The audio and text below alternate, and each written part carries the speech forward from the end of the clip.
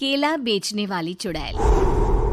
एक बार की बात है, जादूपुर नाम के एक गांव में करतब दिखाती एक औरत एक रेड्डी के लिए गांव में आती है। आइए आइए मेहरबान कदरदान, खाइए रोहड़ा के ताजे ताजे केले। कभी खाए नहीं होंगे ऐसे केले। पीले पीले केले खाइए। ये कहकर रोहड़ा हाथों में 4 केले लिए उन्हें सर्कल में जोर जोर से हवा में उछालती हुई करतब दिखाती है, जिसे देखकर आसपास के सारे बच्चे अपने अपने मम्मी पापा से उस औरत के पास जाने की जिद करने लग जाते हैं। पापा, ऐसा तो सर्कस में बॉल से होता है ना, ये आंटी तो केले से कर रही है। चलिए ना पापा, देखते हैं।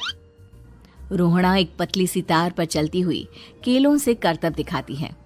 आते जाते सभी लोग बाहर रुककर उसके करतब देखते हैं और वाह वाही करते नहीं थकते। जैसे ही एक आदमी पास आकर उसे पैसे देने लग जाता है, तब वो कहती है, अरे नहीं नहीं साहब, मैं करतब तो बच्चों के मन को बहलाने के लिए करती हूँ। धंधा तो मेरा केले का है। पीछे देखो मेरी रिड्डी, जो भी मेरे केले खाएगा मेरी तरह चुस्त दुरुस्त और तंदुरुस्त हो जाएगा। पता चलता है क्या कि मेरी उम्र 55 की है। अरे पर ऐसे ठंड के मौसम में कोई केला क्यों खाएगा? ये ऐसे वैसे केले नहीं है साहब, ये शरीर में गर्मी देते हैं। ठंड को दूर भगाए जो भी रोहिणा के केले खाए। पापा, अगर मुझे केले नहीं मिले तो मैं घर नहीं जाऊंगी। तभी उसके पापा कहते हैं कि बेटा, केले ठंड में कभी गर्मी नहीं देते। ये सब कहने की बातें हैं, सामान बेचने का तरीका है इनका। पर पिंकी नहीं मानती। मैं केले खाऊंगी।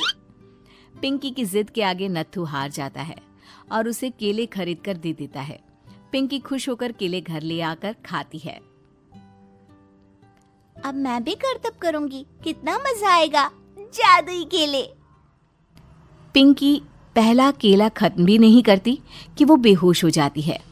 दूसरे केले से एक काला धुआं आता है और रोहड़ा चुड़ैल बनकर बाहर निकल आती है। मेरे भूतिया केले बच्चे न खाए, ऐसा हो ही नहीं सकता।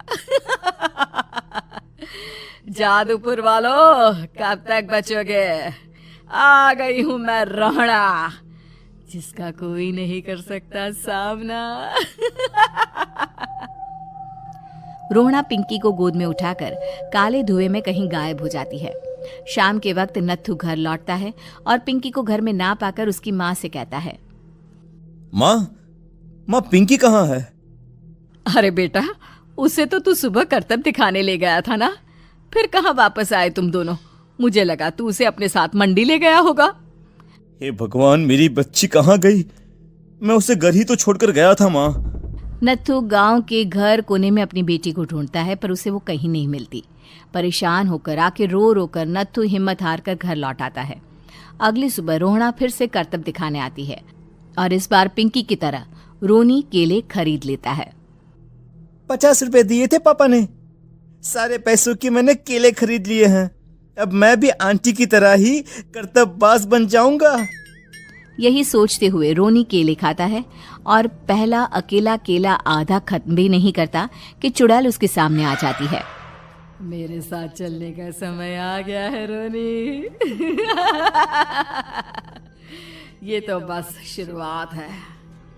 अब इस गांव के सारे बच्चे धीरे धीरे मेरे कब्जे में होंगे, एक बच्चा भी नहीं बचेगा।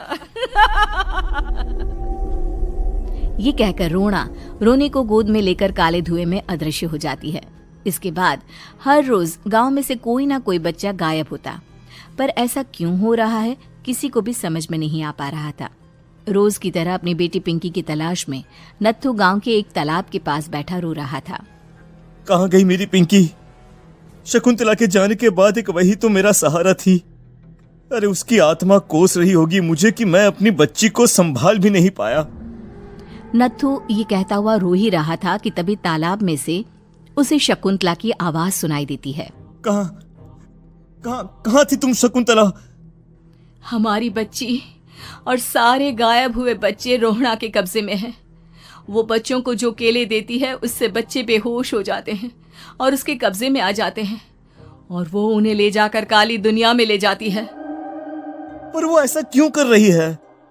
ये मैं नहीं जानती, पर उस दुनिया का रास्ता मैं आपको बता सकती हूँ। जहां ये नदी खत्म होती है वहां एक केले का पेड़ है, उसके नीचे एक दरवाजा है, वहीं से रास्ता जाता है उस दुनिया का। ये कहकर शकुंतला की आत्मा गायब हो जाती है। गांव के सभी लोग झुंड बनाकर उसी रास्ते से काली दुनिया में चले जाते हैं और वहां देखते हैं कि सारे बच्चे वहां काम कर रहे थे।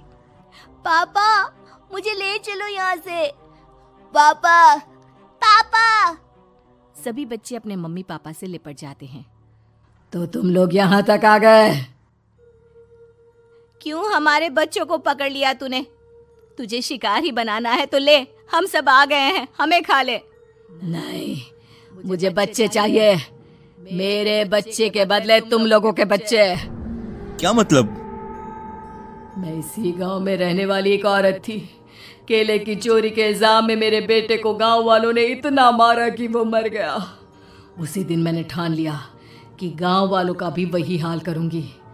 कुछ दिन बाद बेटे के चले जाने के दुख में मैं भी मर गई और मेरी भटकती आत्मा एक चुड़ैल बन गई। और फिर मैंने बदला लिया तुम सबके बच्चे छीनकर। बर्दाश्त नहीं कर पाए ना, सोचो मुझ पर क्या बीती होगी। हमें माफ कर दो रोना, पता नहीं ये किसकी गलती थी पर हम सभी माफी मांगते हैं। हमारी खुशियां लौटा दो, तुम भी तो एक माँ हो। गांव वालों की बात सुनकर रोना का मन पिघल जाता है और वो बच्चों को छोड़ देती है। उसके बाद काली दुनिया बच्चों के लिए जादुई दुनिया बन जाती है। अब कोई भी कभी भी वहां